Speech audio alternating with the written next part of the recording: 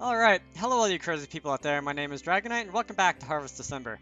So in the last part there was some back and forth between Masaki and Kohai on the roof, and in this part, apparently we're going to go and watch the cherry blossoms, because it's that time of year, it's April. Anyway, wait here.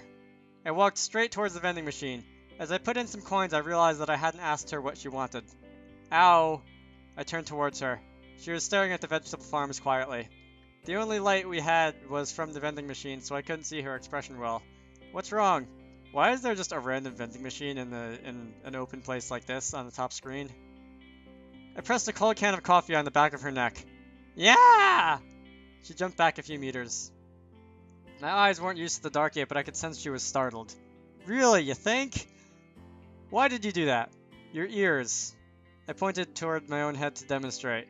On her head were two wolf ears peeking out of her hair. Because you surprised me. Alright. She ran her hands through her hair a couple times and the ears popped back in. Normal? You're kind of jittery today. Who are you? I don't know this Masaki. A car passed by. The headlights shone on us and at least I could see her face. She looked confused and wary. It was probably the same look I wore back at the house before I snapped. I don't even know myself. I began to walk. I was worried that maybe she would run away, but she followed me cautiously. Where do you think we should go? You're making no sense. I'm experimenting now, so it's natural if I make a few mistakes.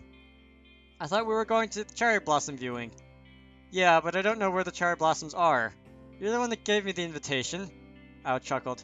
I could tell she was more at ease now. I just thought of it spontaneously. I muttered in a small voice. I felt as if I was admitting a failure. Are you alright? She walked close and put a hand on my forehead to take my temperature.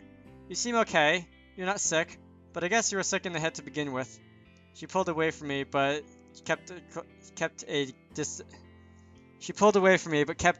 still kept a close distance. Don't ask why I had so much trouble with that line. It's not as if I was concerned or anything. Don't get me wrong. I just wanted to check. I'm fine. In fact, I might be behaving normally for once. She tightened her lips, holding in a breath.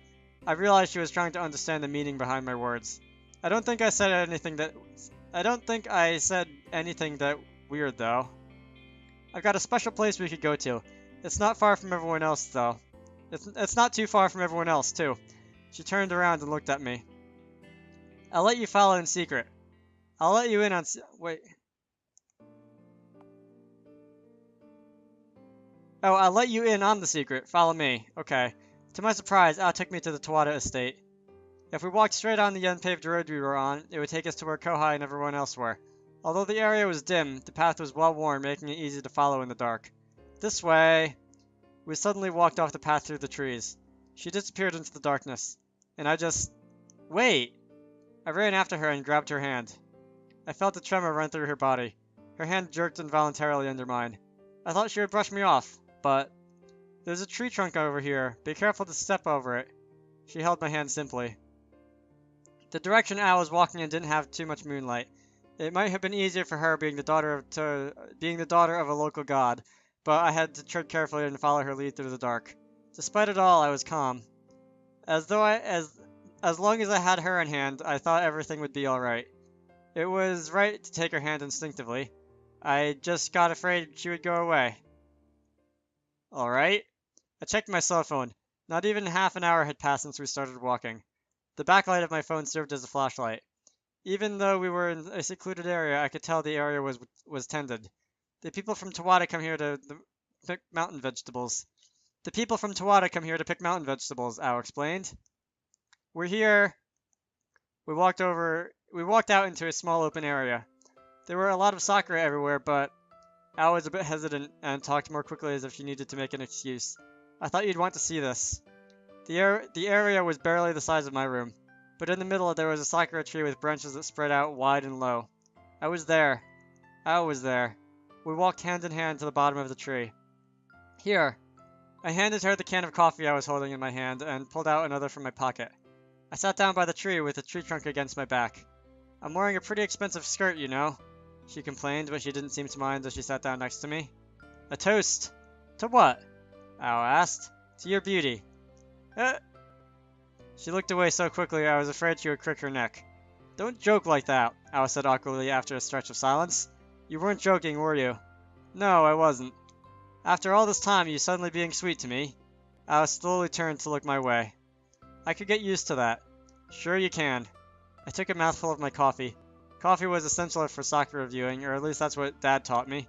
Ew, it's bitter! Al stuck out her tongue. Do you want mine? I offered my sugared can. No thanks, I don't need your charity. It's nice sometimes to have something different anyway. Making a face, Alice slowly drank her coffee by the mouthful. That's so uncharacteristic of you. You aren't really being yourself either, Masaki. She was sitting so close. You said this was an experiment. Am I supposed to be the one testing you, or are you testing me? I don't know, I honestly said. Well, what are you trying to test? My deterioration. How would I change? How far would I deteriorate once I let go of the self-preserving state of mind? To be really honest with you, I can't believe I'm here right now, right here. Why not?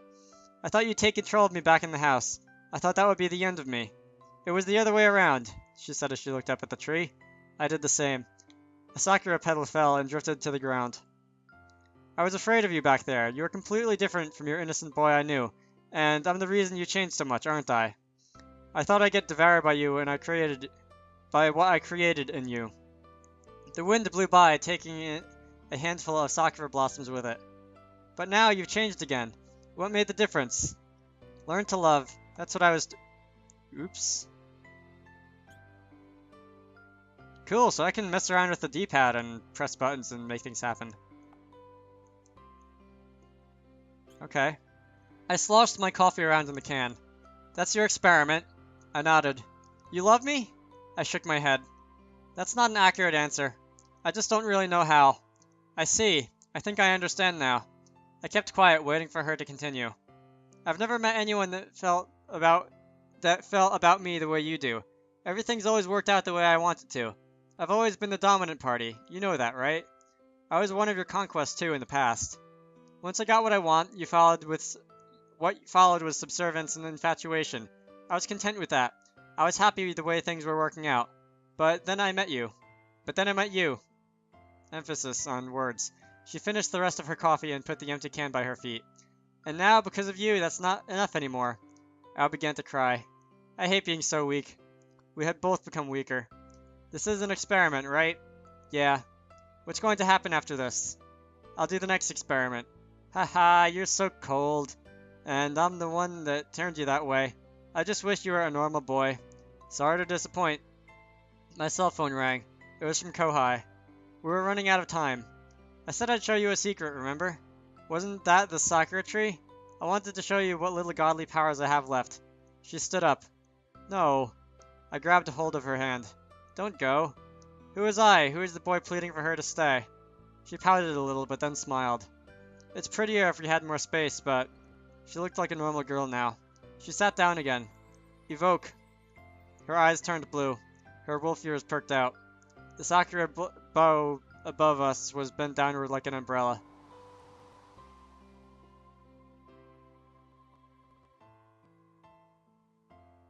Fascinating. Look up. There was a white moon above us. Illuminated by its light, we saw the sakura tree in its full glory. They're blue. It's the most I can do. One by one, the blue sakura flowers bloomed and shred away. It was her special secret, something she would never share with anybody else.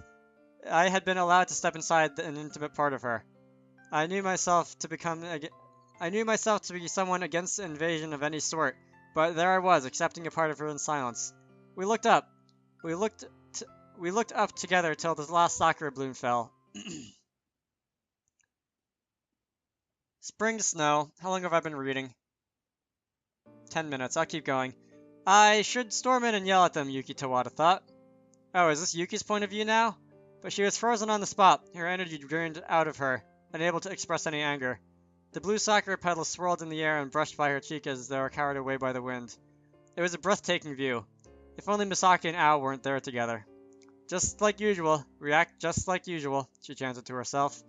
At any moment, she could just burst into the scene, get angry at Masaki and punish him for his fickleness, just as usual. But then her hands were trembling as she clutched her naginata.